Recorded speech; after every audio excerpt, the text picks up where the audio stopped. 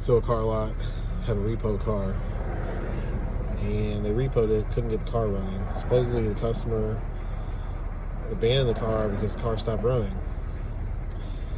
What you don't do is bedazzle your ignition switch. Just don't do it.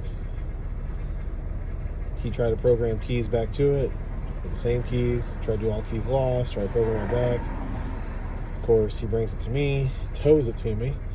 I get out the old key reader, didn't even get it fired up, get in the car, see this, I pop this off, fires right up. Just don't bedazzle your ignitions.